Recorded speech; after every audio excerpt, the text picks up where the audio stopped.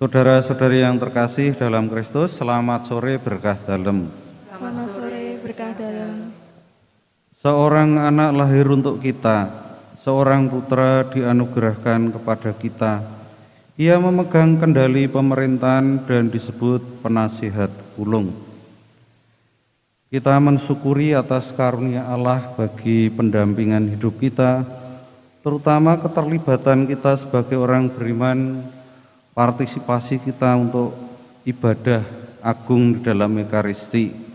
Maka kita mensyukuri pada kesempatan ini, pada akhir tahun ini, kita bersyukur karena kita semua, terutama Anda semua, tetap diberi kesehatan dan juga tetap diberi pendampingan sehingga bisa melayani Tuhan lebih banyak. Marilah berdoa. Allah Bapa yang Maha Kuasa dan Kekal, Engkau menghendaki kelahiran Putramu Yesus Kristus menjadi dasar dan puncak iman kami. Bantulah kami agar dapat bersatu dengannya, sebab Dialah Tuhan pengantara kami yang bersama dengan Dikau dalam persatuan Roh Kudus, hidup dan berkuasa Allah sepanjang segala masa.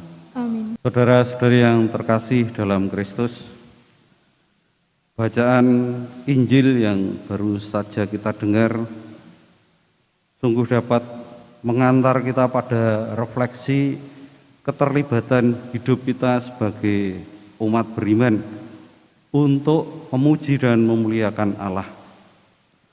Bacaan pertama memberi deskripsi bagi kita. Ini kebetulan akhir tahun. Ya, akhir tahun nanti sebentar lagi tahun baru, dan digambarkan pada akhir tahun itu, kalau menurut Rasul Yohanes, waktu terakhir hanya untuk menolong kita saja. Saya merenungkan begitu, seperti kamu telah dengar seorang antikristus akan datang. Artinya di dalam hidup beriman itu ada yang menerima firman Allah, ada yang tidak, ada yang percaya kepada Yesus, ada yang tidak.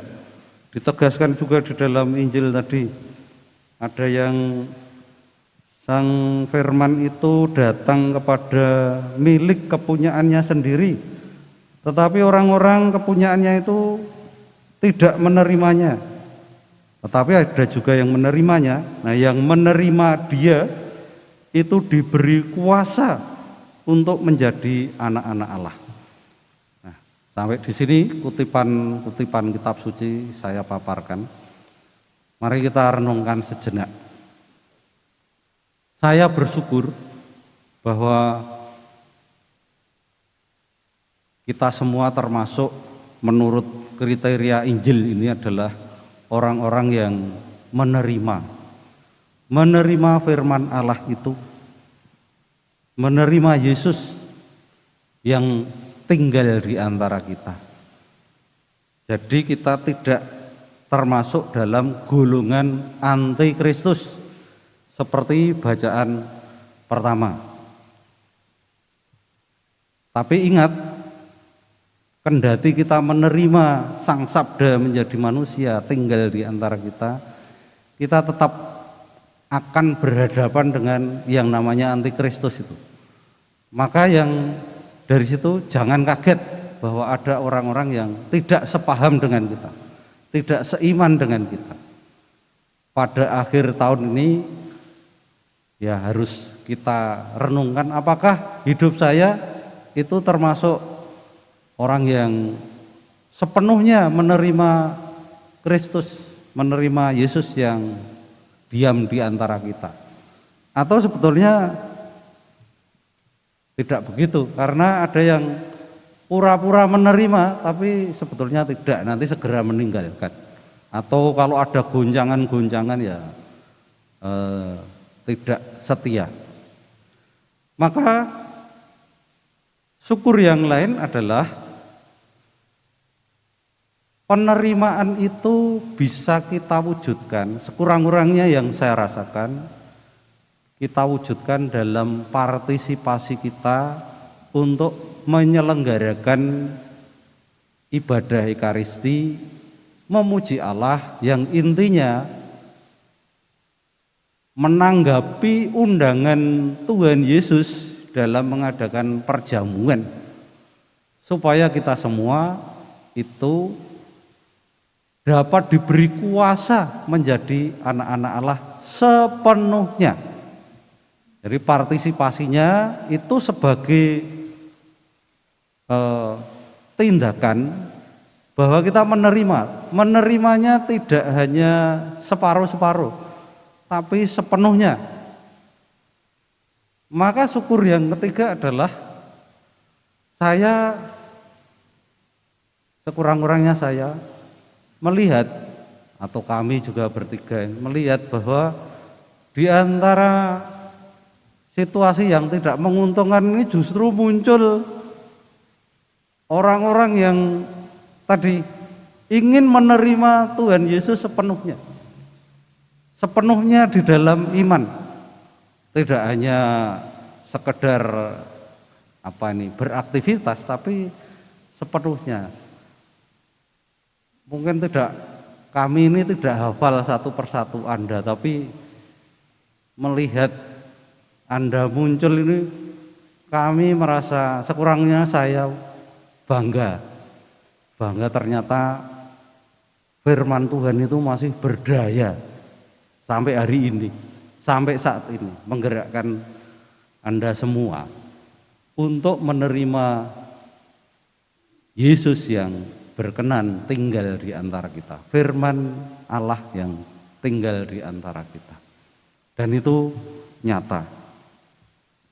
Maka dari itu, menerima Yesus Sang Immanuel yang tinggal di antara kita, yang tadi dalam Injil itu, firman itu menjadi manusia dan tinggal di antara kita. Tinggal di antara kita itu artinya kita perlu menerimanya, sebab kalau tidak menerimanya, ini tidak tinggal lagi, tidak tinggal bersama kita. Tinggal dengan siapa? Tinggal dengan orang yang mau menerimanya. Nah nyatanya, buktinya sekurang-kurangnya penglihatan saya, Anda itu mau menyediakan wahana, hati, pikiran, bahkan tenaga, supaya banyak orang itu ditinggali oleh Sang Firman itu. Jadi partisipasi kita, keterlibatan kita, tindakan dalam rangka supaya firman itu tinggal lebih lama di dalam hati kita. Bahkan seterusnya, dengan Anda sebagai user,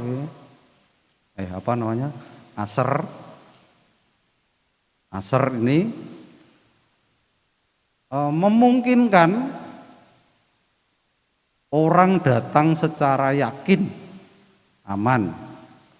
Lalu setelah aman di situ tidak ada gangguan virus, itu bisa dengan tenang memuji Allah dan merasakan Yesus tinggal di dalam hatinya, bisa berbeda, pendek kata. Nah, ini yang penting di situ.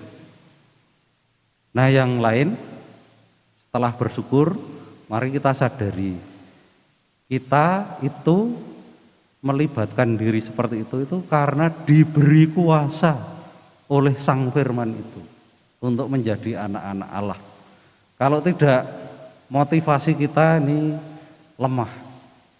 Maka di satu pihak bersyukur, tapi kita diingatkan bahwa itu bukan semata-mata karya kita, bukan semata-mata kehebatan kita, bukan semata-mata saya, gitu ya.